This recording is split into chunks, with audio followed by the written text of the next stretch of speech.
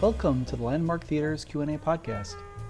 In this podcast, you will hear a discussion with writer, director, producer, and star Don Cheadle, along with drummer-producer Vince Wilburn Jr., nephew of Miles Davis, from the film Miles Ahead, recorded at the Landmark West LA.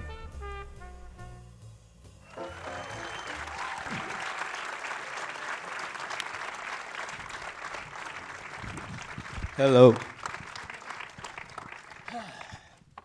2006, New York City Rock and Roll Hall of Fame. Accept the award from my uncle. We go backstage and with the press corps after you get an award. Someone says, one of the reporters, they ask, "Who do you see playing your uncle in a movie?" I said, "Don Cheadle." I didn't know Don Cheadle. Never met him.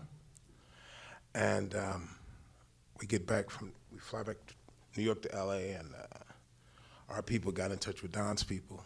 And here we are. That was 2006. So. I hope you don't mind if I start off with the first question today. Oh boy. Did you ride a motorcycle? Did you? Don, why that period of Uncle Miles' life? I'm curious. Well, for me, for Stephen Begelman, who co-wrote this movie with me, when we were, really digging into the research, I had read the Quincy Troupe book, which is really good. Everyone should read that if they want to really get it. To hear Miles in his own voice talk about his life. And I read it in college.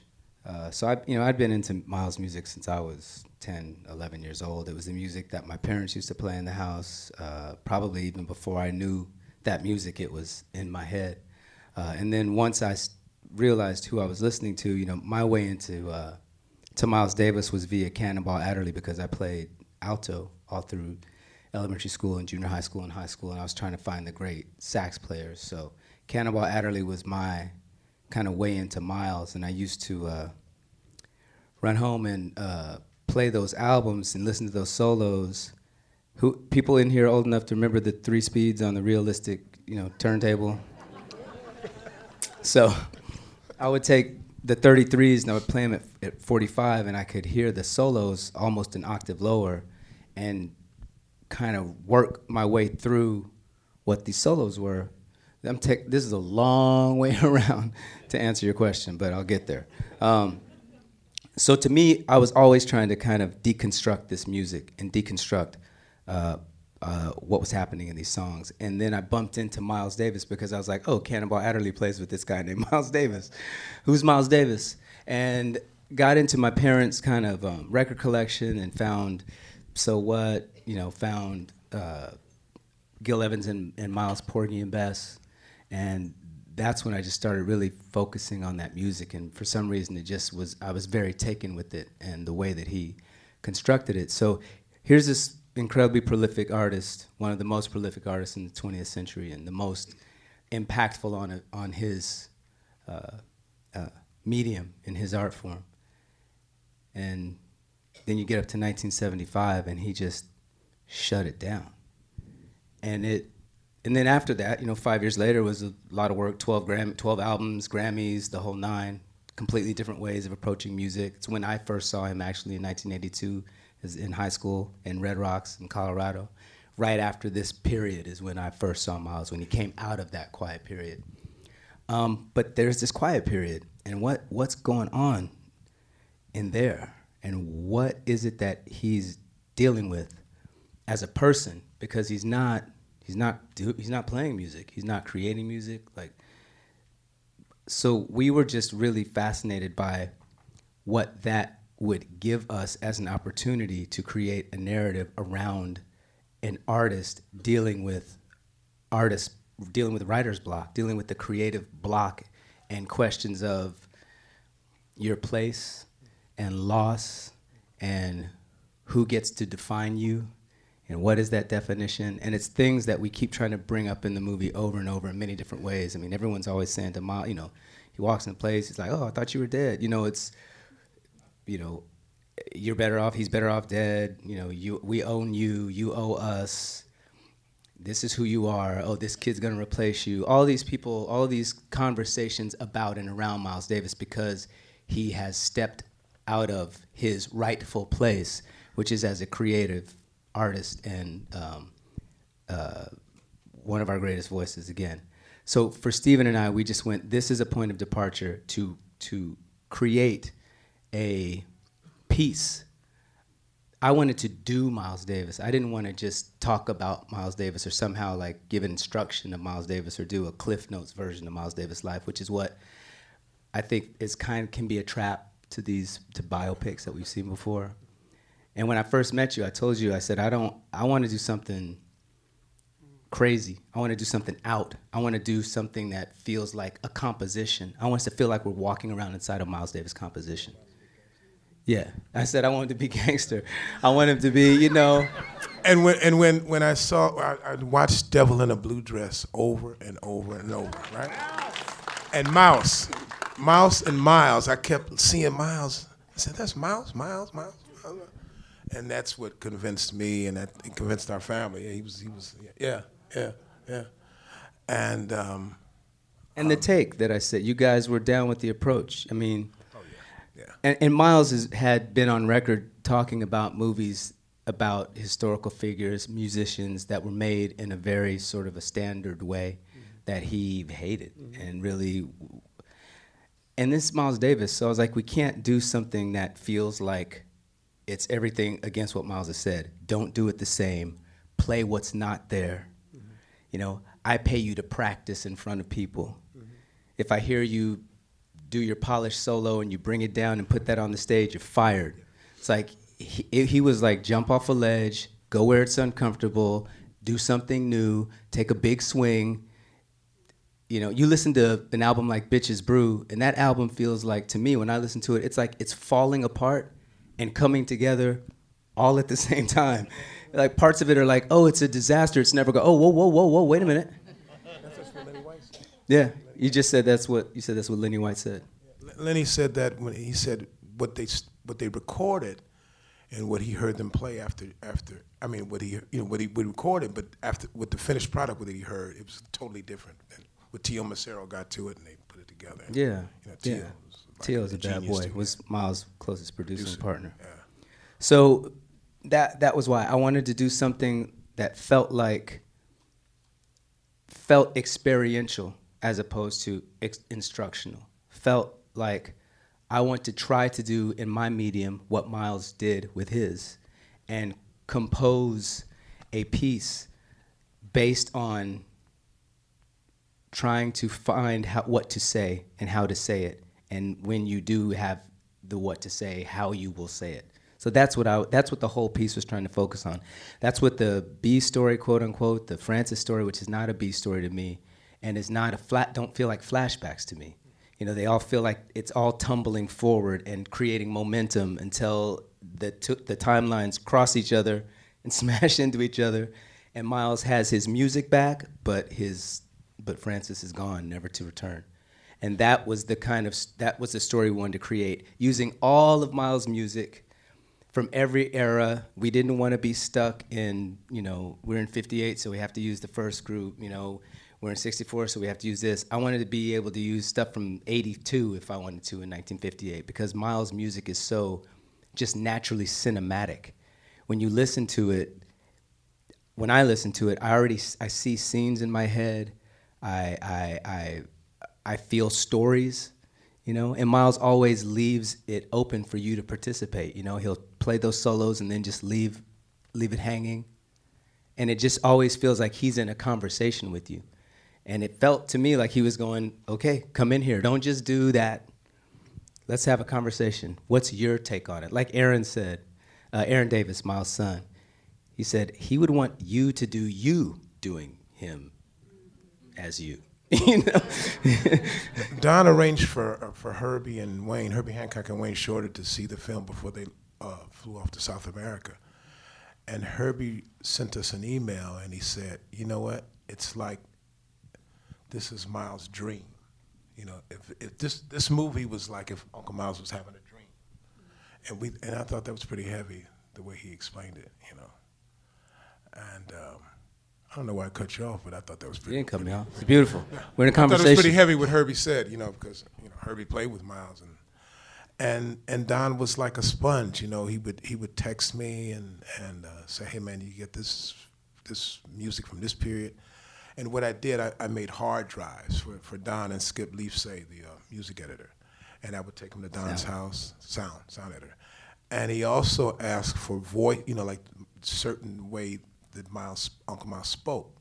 So then I had another hard drive of just voices, just all of Uncle Miles' voices.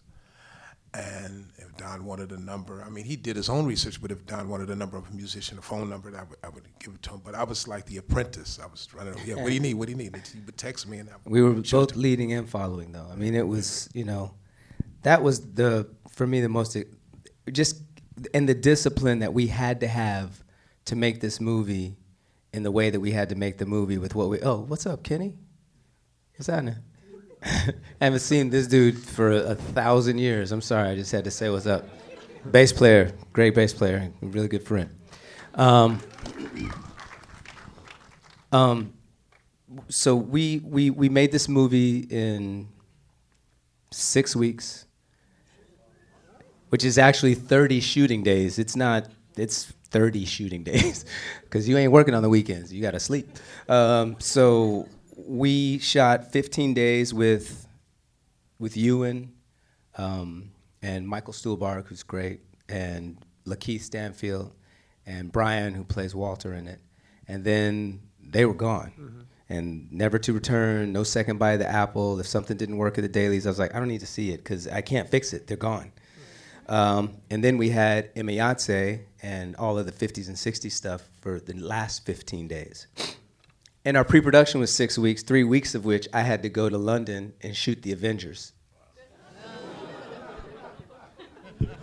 And like, really? What city? Oh, we shot it in Cincinnati. You got to tell that story. Somebody was, we were in one of these Q&As, and the guy was like, "Why don't you really have a lot of close shots and, like, you know, close-ups, and it's cool and everything, but like out of focus and close." And he goes, "I didn't see any of the wide shots. Where's the wide shots?" I was like, "We were in Cincinnati." So it was like New York, Cincinnati, New York. So we had to be very disciplined about the frame and what we shot and how we shot, and every way that we had to, you know, crowd fund. Kevin Hart, thank you. Praz, thank you. Lenore's cousin, Frank Gehry, everybody had to, it was all hands on deck. Jeremy put some money in. Everybody put money in. He said, "What's the biggest challenge being the director and the actor?" Well, it's something that we thought a lot about as we were writing the script. And there's something that's good about hearing 8 years of no thank yous and go back and do it cheaper, is that you constantly have to come back to the script and really do all of that hard work on the script to where you get it in the shape that will allow you to do it in 30 days and do it for $8 million, $8.5 million, which is what the movie cost. And so in that exercise, a lot of that direction kind of gets put into the page, literally. Don was so patient. I was when we first on the started. outside. I was attending the pitches with him, and after a while, I couldn't do it anymore because I got. No, I'll tell the pitch story. So we went to pitch this. You know, we were all around town trying to find money for this, trying to find an irrational investor to pay for this, and we were in a meeting with a dude who was asking, and Vince sometimes can just channel Miles, and he doesn't mean to sometimes, but he was just in a Miles mode that day. So he had his baseball cap on, he had his down over his eyes, he had his sunglasses on, he was on the phone texting, and the guy asked kind of an innocuous question, like, "So what do you think your way into this story is?" And Vince was like, "Man, this is Don Cheadle and Miles Davis. What the fuck are we talking about? Just write a check, man." I was like, Vince, no. Don said, "No more pitches for you, bro. No more pitches for Vince. We got this. Vince can't go to the pitches anymore." So that was it for me. So the hardest part, I guess, to answer the question that you asked, at the end of the day, it was just, staying healthy and getting through it, because the hard work at the beginning that was done was to create a document that could be done in that way, that would allow me to, as much as I could, maximize my ability to stay in that character and direct from that mindset and from that character. There were days where, and it's kind of pretentious, when you hear actors go, I was just so in it, I didn't know where Don started and Miles stopped and started. It wasn't like that. It was that I didn't want to keep porpoising in and out of this role, so I would stay as much as I could with the voice, with the character, with the tempo rhythms, with the place that I approached from, with my mindset. And a lot of times the mountain had to come to Muhammad when I needed to say something. If I could make it all the way to the other side of the room, if something was happening that was critical, and I'd be going, Phil, put that over there. Sometimes I would have to come out, because it was impractical to be Miles at that moment. But the most I could, I would stay in that character, and everybody, thank God, got the drill and were not, and totally supported it. My DP only called me Miles. I didn't ask him to, but I appreciated it. I appreciated it at the end of the day, because I was like, yeah, man, help me stay in this. And there were no real hard lines between anyone's job. And it's something that I wanted to, as Miles did with his band members, best answer wins, and bring it and let me react, as opposed to, I want you to, like I told my editor, I said, cut with your id. I want you to just be responding and reacting to this material, not in some way me dictating every move. It's like Herbie tells a story about the first time he played with Miles and being really intimidated and not knowing what to play. It's Miles Davis, So he's sitting there at the piano, and he said to Miles, I don't know what to play. And he said, Miles said, piano, motherfucker.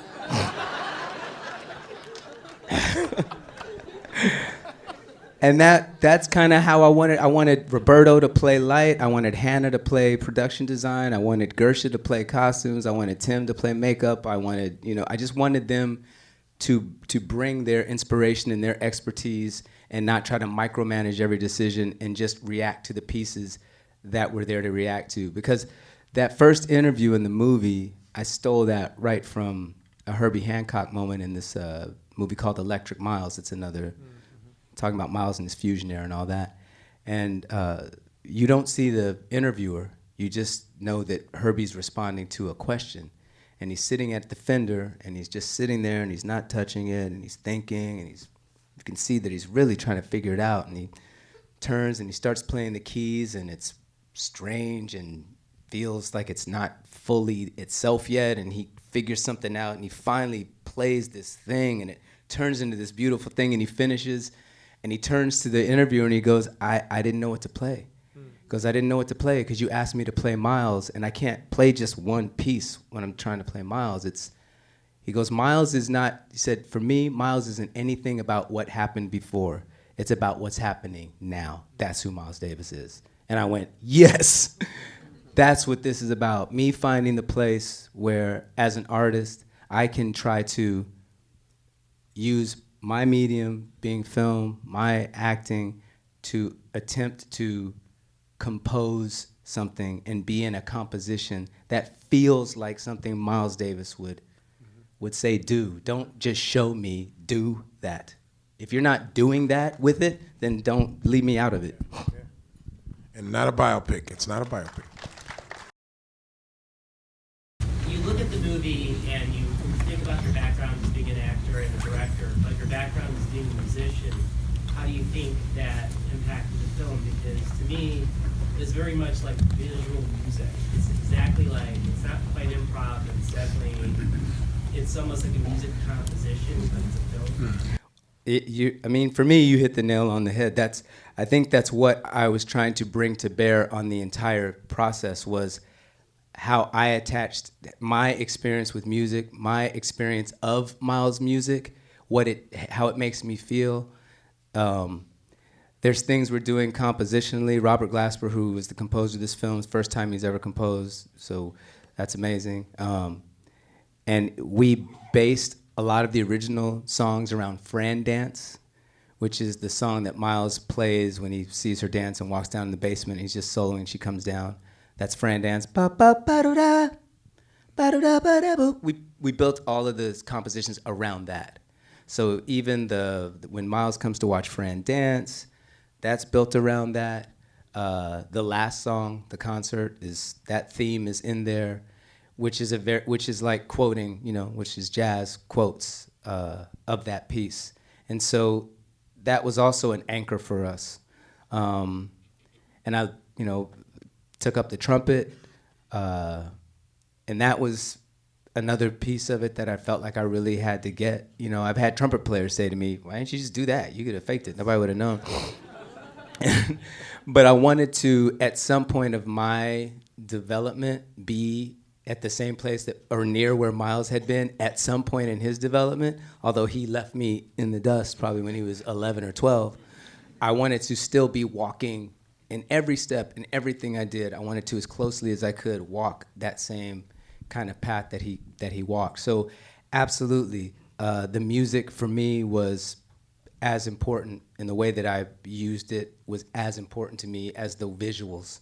And the boxing sequence, that starts with Miles going in, you're looking at it, that whole thing I wrote listening to that piece of music, the Miles in Berlin, the So What, the crazy version of So What, which is almost like So Fucking What, that went from So What, from the classic, the mountaintop, as Phil Schaff says, where Miles 10 years later took that same music with Herbie and Wayne and Tony and played it 3 times as fast, and the solos went everywhere, and it was just madness. And that is the same amount of time, that same 10-year period roughly, is the period of time that he was with Frances.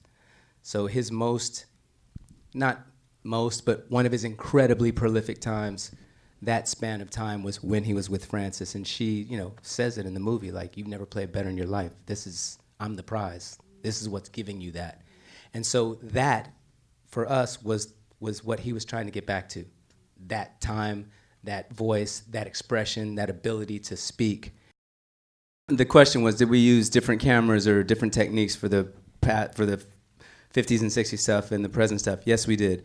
We shot the 79 portion of the film on the Alexa, which is digital, and then we shot on 16 negative for the 50s and the 60s. And then in DI, which is when you go in and deal with in post, the coloring, and all of the applications that you put onto the film, we tried to bring those looks somewhat close to each other, but still maintain like the warmth and the grain and the saturation that film just naturally has. And it's like there's very few places you can actually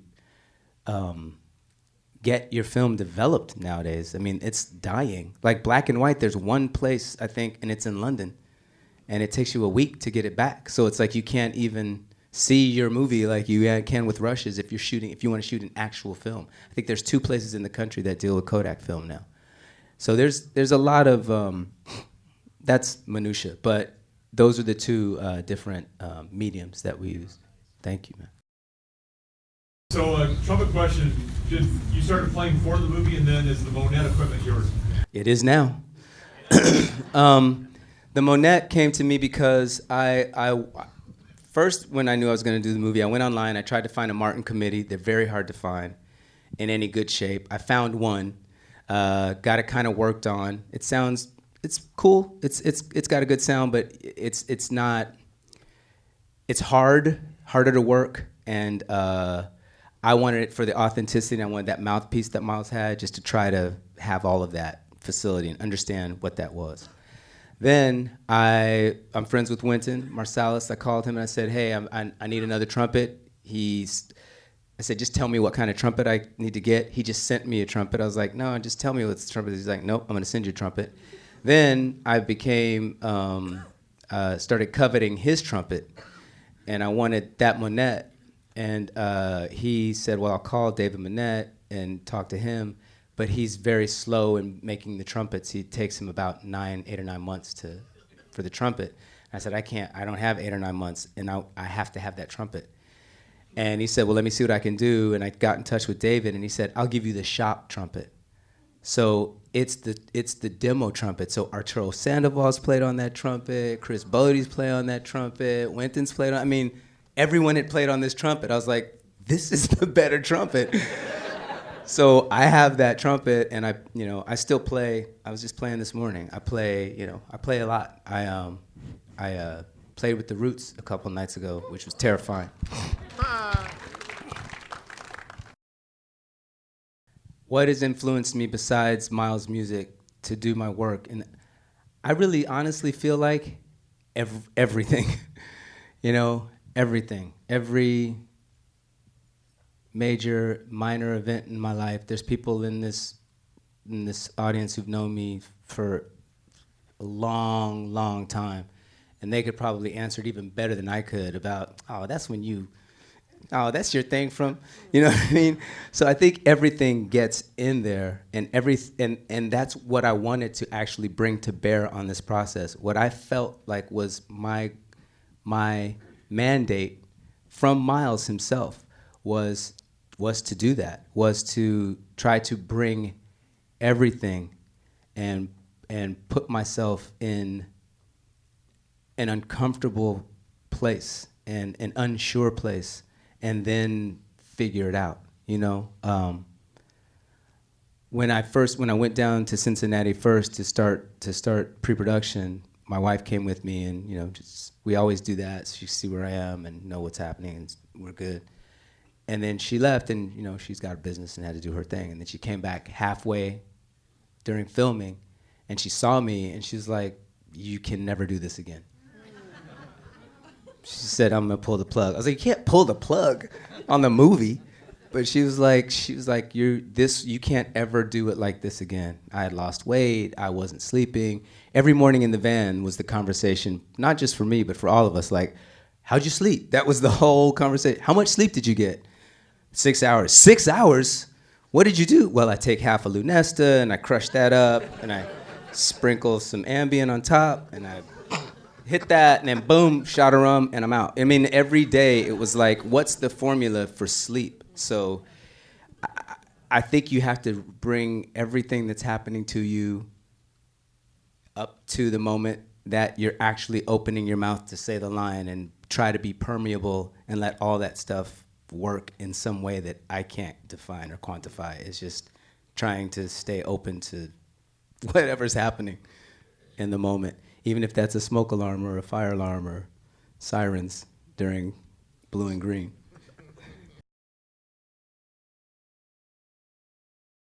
Well, my question was, directing and writing are both, and acting, all massive seats to fill. And on this film, what was your process in terms of being in the scene and then knowing you got it to move on? Was there someone you leaned on in particular? Is it the DP, the scripty? Everybody. Yeah, a lot of times Rose, our script supervisor, would come over, and she's very cute and really, all this, like, script supervisors are like, boom, they're like on it. Like, you didn't put a comma between those two words. Like, it's all right, Rose, it's good. But she was really on it about things that she didn't. I wanted to empower everybody. I said, everybody's got to have my back, and we all got to have each other's back, because we're doing something that is really a high wire act, and by all accounts probably should not work. So you have to be empowered, Rose, to speak up, say something. You have to be empowered, Roberto, my DP. Ewan, in a scene with me, you are empowered to go, I think we need another one. I wanted everybody to feel like best answer wins, because in the movies that I've been with, the directors that I've been in who've done it the best, they demonstrate that. They're always about best answer wins. It doesn't matter who comes up with it. When we were doing Traffic, there was a scene where the other actor in the scene, Kiki, and I, after just leaving Luis Guzman, his character's funeral, I don't know if anybody's seen it, but my partner in the movie gets blown up, and we go to his funeral, and we're leaving his funeral, and Kiki's supposed to be giving me some information. I'm supposed to be out of it. So Steven said, okay, and he's talking to his first AD, who he's been working with forever, Greg. He says, okay, Greg, I want Don and Kiki to walk by in the background, and I want to have extras crossing by in the foreground. He said, you want Don and Kiki in the foreground, you want the extras crossing in the background. And he said, no, I want Don and Kiki in the background, I want the extras in the foreground. He said, you want Don and Kiki in the foreground, you want the extras in the background. He was like, are you fucking, no. And then they just kind of did this like silent stare off, and then he went, yeah, I want Don and Kiki in the foreground, I want the extras back. He said, okay, I'll go do that. Best answer wins. He was like, you were right, I was wrong. It just took me a second to get to it, and now that I see that, that's what we'll do. And it was things like that that have to happen. You know, I'd finish a scene, and I'd feel good, and my producer would come around, she'd go, I go, what are you talking about? She's like, you didn't, that didn't. I'm like, it's good. She's like, you do it again. Fuck, back to one, you know, we'd have to go again. But that kind of, yes, I would trust people to do it. I didn't do a shot and look at the monitor, do a shot and look at playback, do a shot, we just didn't have the time, and we had to have a flow. So I would have to trust when Ewan and Roberto and Imayatsi and Rose and Pam were like, no, I think you got it. We could go again, but you got it. And I go, well, let's go, next thing. And the first assembly of the movie was 107 minutes long. The movie's 100 minutes long. There's no, like Lenore said, Sony Pictures Classics called and said, so we want to do some deleted scenes on the DVD. We're like, there's no deleted scenes. There's one shot that's not in the movie. That's it. This was very Hitchcockian. And back to your question about the script, that we shot the script. We shot the script. All those transitions were in the script, were written in there, and those transitions for us, when we started getting the language about that, really is when the script started to propel. Like when we knew that Miles was gonna push the back of the elevator away to go back, and then Frances could be pirouetting toward Miles and start to fall, and Dave could finish her fall in the present, because this is all one story. Once we started feeling that, then we had the language of what the story was supposed to be. And then all of that music, from Bitches Brew to Live Evil to, I mean, there's so much of Miles' music that is represented in this and just moves it along and just feels cinematic without having to manipulate it, that it just felt like everything was talking through us to keep doing it the way we were doing it. Thank you. Thank you.